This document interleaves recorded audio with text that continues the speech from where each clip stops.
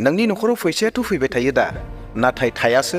मानो बेबायदि जायो? जेसेबांनो खामायदों एसेबांनो खरसाबो जालांदों। मा बेबायदि जानाया बबेबा गोरोन्थिनि फिथाइफोर नामा? ना बबेबा समनि सावनि थाखाय जादों?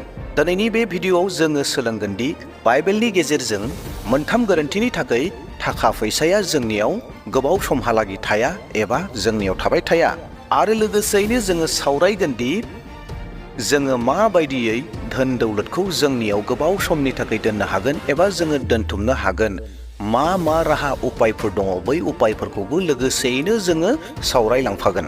आरो लोगोसेयैनो जोङो इसोरनिफ्राय मा आशीर्बादफोरखौ मोननो हागौ बेफोरखौ लोगोसे नायलांगोन। दे अब्ला प्रियफोर, भिडिअखौ जोबजासिम नायगोन मोनफ्रोमबो बाथ्राफोरखौ मोनथिनो थाखाय। आरो लोगोसेयैनो बासायगिरि फोरबो जिसु ख्रिस्टनि मुङै साफ्रोम नायगिरि नोंथांमोनखौ खुलुमदों आरो लोगोसेयैनो आंनि बे चेनेलाव बरायनानै लादों। बाइबेला जोंखौ आत्मिक जिउआवल' माबायदि थांनानै थानांगौ बेखौ फोरोङो, बेल' नङा, नाथाय जोङो संसाराव माबायदि थांनानै थानांगौ, जिउआव माबायदि थांनानै थानांगौ, बेफोर गासैखौबो बाइबेला फोरोङो। बाइबेलनि मोनफ्रोमबो उपदेशफोरा साफ्रोमबो सुबुं माहारिनि थाखाय एसेबां बेसेन गोसा दि जोङो माबायदि थांनानै थानो नांगौ, जोङो मा मावनो नांगौ, जोङो बोरैहाय थानो नांगौ, बेफोर गासै बिसयफोरखौ बाइबेला जोंनो फोरोङो, जोंनो उपदेश होयो। आरो बिनि गेजेरजों जोङो गोबां आशीर्बादफोरखौ मोनो आरो जोङो सोलोंनो हायो। नाथाय गोबां समाव जोङो मोनथियालाबानो माखासे गोरोन्थिफोरखौ खालामनानै लायो, जाय गोरोन्थिनि फिथाइफोरा जोंनि थाखाय गोब्राब समयसाफोरखौ लानानै फैयो। फैसा जायहा इसोरनि आशीर्बादनि गेजेरजों जोंनियाव सफैयो, नाथाय गोबां समाव बे फैसाया जोंनि नखराव थाबाय थाया। बाइबेलनि बायदिब्ला जोंनियाव जे फैसाफोरा थाबाय थाया, बिनि आन्दोआव माखासे जाहोनफोर दङ आरो लोगोसेयैनो माखासे उपाय एबा राहाफोरबो दं। सेथि जाहोन, बेनो जाहैबाय धोननि मुहिनि आरो लुबैनाय। बेनिखायनो बाइबेला बुंदों दि इनायनि रोदाया रां लुबैनायानो। 1 तिमथि 6:10। जेब्ला जोङो धोन दौलतनि सायाव लुबैनायखौ दोनो एबा बेखौनो गावनि जिउनि थांखि होननानै बानायना लायो, अब्लाना बेयो जोंखौ सैथो गोजोननायनिफ्राय गोजान खालामो। गोबांनिख्रुइ गोबांसिन फैसा लुबैनाया जोंखौ सैथो लामानिफ्राय आनज्रायहोयो। जेब्ला जोंनि मावनाय दांनाय खामानिफोराव लुबैनायनि आखला जेब्ला थायो, अब्ला जोङो धोनखौ लाखिनो हाया, नाथाय बियो जोंनिफ्राय गोख्रैनो गोमालाङो एबा जोबलाङोसो। दे दानाब्ला जोङो नायदोनि लोगोसेयैनो धोनखौ माबायदि रैखाथि खालामनो। बाइबेलाव जिसु ख्रिस्टआ बुंदोंमोन दि माथाइनि 6:33, नाथाय इसोरनि रायजो आरो बेनि धोरोमखौ नायगिरग्रो, अब्लानो बियो बेफोर गासैखौबो नोंसोरनो होदेरगोन। बेनि ओंथिया बेनो जे जोङो गिबियावनो इसोरनि होनाय लामाखौ नाजावग्रोनो नांगौ आरो बिनि होनाय बिथोनफोरखौ जों मानिनांगौ। जेब्ला जोङो धोन दौलतखौ मोनसे राहा, मोनसे उपाय होनानै जेब्ला नोजोर होगोन, अब्लानिया बियो जोंनियाव अरायनि एबा जोंजों लोगोसे थाबाय थागोन। When we look at money as a resource, then it becomes permanent in our life. अनजाग्रा प्रियफोर, जोंनियाव फैसाया मानो थाबाय थाया, बेनि जाहोनखौ हमदांनो हाबायना?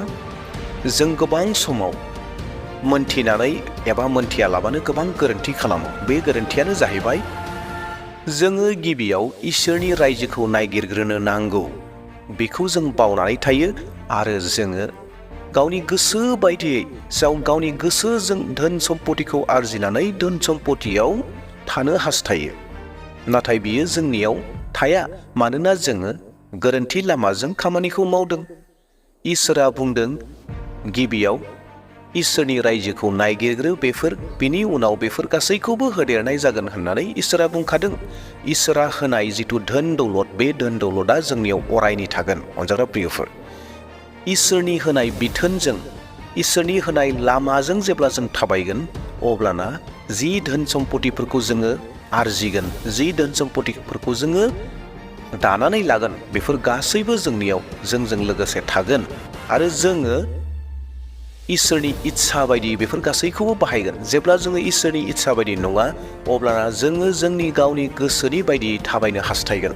जिखौनो मेगनजों नुदों बेखौनो जोङो बायनो हास्थायगोन आरो जोङो नंबां जाबाङाव खरसा खालामगोन, नंबां जाबाङाव गावनि धोन दौलत फैसाखौ बाहायगोन आरो बेयावनो जोङो जोंनि धोन दौलतखौ जोङो फोजोबनानै लागोन।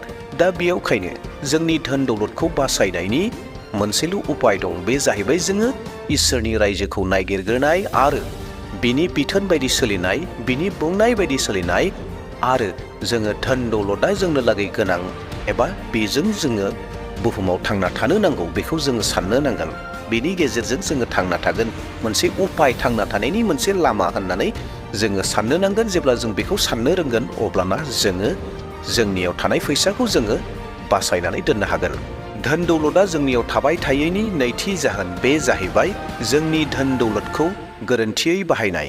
गोबां समाव जोङो जोंनि धोनखौ बेबायदि बेसाद बायनायाव खरसा खालामो एबा बेबायदि जायगाफोराव खरसा खालामो जेरावहाय जोंनि आत्मिक जिउखौबो नस्थ' खालामो एबा आत्मिक जिउखौबो लोरबां खालामो। बेबायदियावसो जोङो जोंनि धोनखौ खरसा खालामो। धोन दौलतनि गाज्रि खरसाया जेरैहाय जुवा गेलेनाय, फेग्रा मुवा लानाय आरो जिया गोनांथि नङा गोनांथि नङियावनो खरसा खालामनाया जोंखौ जोंनि आर्थिक अबस्थायाव लोरबां खालामलाङो। बेफोरबायदि खामानिखौ मावनायाव एबा बेफोरबायदियाव जोंनि धोन दौलतखौ बाहायनायाव केबल जोंनि धोन दौलतआ जोबलांदों, खहा जालांदों बे नङा, नाथाय जोंनि न'खरनि सोमोन्दोफोरनि गेजेरावबो जेंनाफोरा फैयो। जेरैहाय न'खराव नांज्लाय खमज्लाय, जेरैहाय न'खराव एना एनि, बेफोर गासैबो सोमजियो। जों जुदि इसोरनि होनाय बे धोन दौलतखौ जुवा गेलेनायाव, निसा बेसाद जानाय लोंनायाव, बबेबा गाज्रि बेसादखौ बायनायाव, गोनांथि गैयै मुवा बेसादखौ बायनायाव जों जुदि खरसा खालामोब्ला जोंनि फैसाया जोंजों लोगोसे बेसे गोबाव थागोन? प्रियफोर, जों हमदांनो हाखादों जे जोंजों लोगोसे जोंनि धोन दौलतआ जि इसोरा होदोंमोन बे जोंजों लोगोसे बारा गोबाव समनि थाखाय थानाय नङा। दे अब्ला फैफिनबावदो फैसाखौ माबोरै रैखाथि खालामनानै लाखिनो हागौ बिनि उपाय। बे बिसयाव इसोरनि बोसोना बेबायदि बुंदों, बोसोन बिजाब 3:9 आरो 10 सिरि। नोंसोरनि हुनिफ्राय मोननाय मोजांसिनथार आबादखौ फोरबोनो दान होनानै मान होदो। नोङो बेबायदि मावब्ला नोंसोरनि बाख्रिफ्रा आबादजों बुंफबगोन आरो दोनथुमलायनो हानाय आग्लाय बिग्लाय द्राखा बिदैफोर मोनगोन। बेनि ओंथियानो जाहैबाय जोंनियाव थानाय जिथु धोन दौलतफोर दङ बे धोन दौलतखौ जोङो सैथो लामायाव बाहायनांगौ, सैथोनि थाखाय जोङो होनो नांगौ आरो जेरैहाय गोनांथि जानायफोरनो जों हेफाजाब होनो नांगौ। जेरैहाय गोबां गैजायै सुबुंफोर दङ जायफोरनो होयोब्ला इसोरा जोंनो गोबांनिख्रुइ गोबां आशीर्बादफोरखौबो जोंनो होगोन आरो जोङो इसोरनिफ्राय मोनदेरबावगोन। आरो मोनसे बाथ्राया जाहैबाय जों बे बाथ्राखौ फोथायनांगोन, जोंनियाव थानाय जिथु धोन दौलत दङ बे धोन दौलतआ इसोरनि गेजेरनिफ्राय फैदों, इसोरनि आशीर्बादनिफ्राय फैदों, इसोरनि आशीर्बाद होनायनि गेजेरजोंसो जों मोनदों होनना फोथायनांगोन।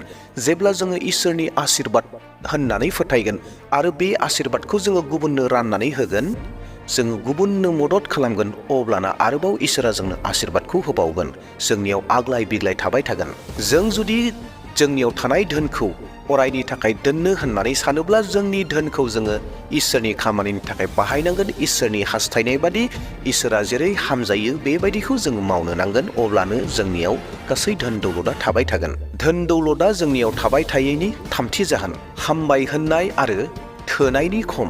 अनजाग्रा प्रियफोर, हामबाय होननाय आरो सन्तुष्ट गैयै गोसोआ जोंखौ जेंनायाव लाबोयो। जोंहा जिखिनि दङ, जि धोन दङ, बे धोनखौ लानानै जोङो इसोरनियाव इसोरखौ धन्यबाद होनो रोंनो नांगौ आरो बेखौ खालामनांगौ। नाथाय गोबां सुबुंफोर दङ बेखौ खालामा आरो लोगोसेयैनो जोंनियाव जि धोन सम्पति दङ बे धोन सम्पतियाव सन्तुष्ट थानो नांगौ, गोजोननाय थानो नांगौ। जेसेबांखि आरो बेनिख्रुइ गोबां अधिकनिख्रुइ अधिक मोननो लुबैनाया मानसिखौ खरसा फारसेबो गोबांनिख्रुइ गोबां खरसा खालामनायखौ लानानै फैयो, जायनि जाहोनाव फैसाया जोंनियाव गोबाव समसिम थाया। मानोना जोङो जेसेबाङाव जोंहा जि धोन सम्पति दङ, फैसाया दङ, जोङो बिनिख्रुइ गोबां मोननो लुबैदों आरो गोबां मोननो लुबैनायखाय जोंनि खरसाफोराबो गोबां जादों। बेयावहाय जोंनियाव फैसाया गोबाव समनि थाखाय थाया। दा बेयावहाय जेसेबांखिनि दङ, जेसेबां दङ, बे जेसेबां थानायावनो जोङो असन्तुष्टनिफ्राय सन्तुष्ट थानो नांगौ एबा सन्तुष्ट जानो नांगौ। दे दानाब्ला फैलायदो धोनखौ रैखाथि खालामनानै लाखिनायनि राहा एबा उपाय, जेरावहाय बाइबेलाव फिलिपिय 4:11-13 सिरियाव बेबायदि बुंदों, नांगौ समाव आं मोनैखाय बेफोरखौ बुङाखै, मानोना इसेल' थाब्लाबो बिनो थोगोन होननानै आं सानो। आं थोयिखौबो मिथिगौ आरो आग्लाय बिग्लायखौबो मिथिगौ। जेब्लायबो जेरावबो थोजासे मोनजाब्लाबो एबा उखैनानै थानांब्लाबो आरो गोबांथा एबा इसेल'था आं गासैखौबो सैनो सोलोंखाबाय। ख्रिस्ट' होनाय बोलोजों आं बेफोर गासैखौबो सैनो हायो। बे बाइबेल सिरिनि ओंथिया एबा पौलनि बुंनाय बाथ्राया बेनो जे जोङो जिखुनु जाया परिस्थितियाव, जि परिस्थिति जाया मानो सिटुएशन जाया मानो बे सिटुएशनाव जोङो सान्ति जानो सोलोंनांगौ सन्तुष्ट थानो थाखाय सोलोंनो नांगौ जोंनियाव गोबां धोन थाब्लाबो जों सन्तुष्ट जानांगौ गैयाब्लाबो जोङो सन्तुष्ट जानो नांगौ जि दं बेयाव सन्तुष्ट थानाया जोंनि धोन दौलतखौ गोबां रैखाथि खालामो मानोना जा दङ बेयाव सन्तुष्ट थानाया नोंथांनि जिथु खरसा जागोन बे खरसायाबो एसेबांनो जागोन दा बेयावहाय जेसेबां दं बेयाव सन्तुष्ट थायोब्ला जोंनि धोन दौलतआ जोंजों लोगोसे गोबाव समनि थाखाय थाबाय थागोन अनजाग्रा प्रियफोर फंनैसो जोबनायनि बाथ्राखौ बुंलांनो हास्थायबाय बाइबेला जोंखौ फोरोङो जि धोन दौलत दङ धोन दौलतआ गावनो गाज्रि नङा नाथाय जोंनि नोजोर जोंनि साननाय हनाय जोंनि खामानिफोरासो जोंनि सायाव धोनखौ लानानै आशीर्बादखौ नांगौ ना सावखौ नांगौ जोंसो खालामनानै लायो जेब्ला जोङो बे मोनथाम गोरोन्थिनिफ्राय गोजानाव थागोन आरो इसोरनि फोरोंनाय लामाजों जों थागोन फैसायाल' जोंनियाव थागोन बे नङा नाथाय जोंनि जिउनि जिथु सान्ति दङ बे सान्तिखौ इसोरा होगोन आरो जोंखौ अरायबो बेलेन्सआव थानो थाखाय इसोरा आशीर्बाद खालामगोन दिनै जों बे भिडिअनि गेजेरजों धोन दौलत एबा थाखा फैसाया जोंनियाव मानो थाया बेखौ जोङो सोलोंबाय बे मोनथाम जाहोनखौ सोलोंबाय आरो लोगोसेनो जोङो मोनथाम उपायखौबो नायबाय जुदि नोंथाङा बे भिडिअखौ नायनानै मोजां मोनबायब्ला मोनसे लाइक होदो आरो लोगोसे शेयार खालामदो आरो लोगोसे साबस्क्राइब खालामाखैब्ला साबस्क्राइब खालामना लादो जेन नोंथाङा फैबाय थानाय समाव बेबायदिनो सोमोनांथाव इसोरनि बोसोनफोरखौ मोनबाय थानो हायो दे अब्ला प्रियफोर दिनैनि थाखाय बेसेयावनो दोनथ'नो हास्थायबाय इसोरनि आशीर्बादा बयनिसिम थाथोंसै इयुनाव फैफिनबावसिगोन बाय बाय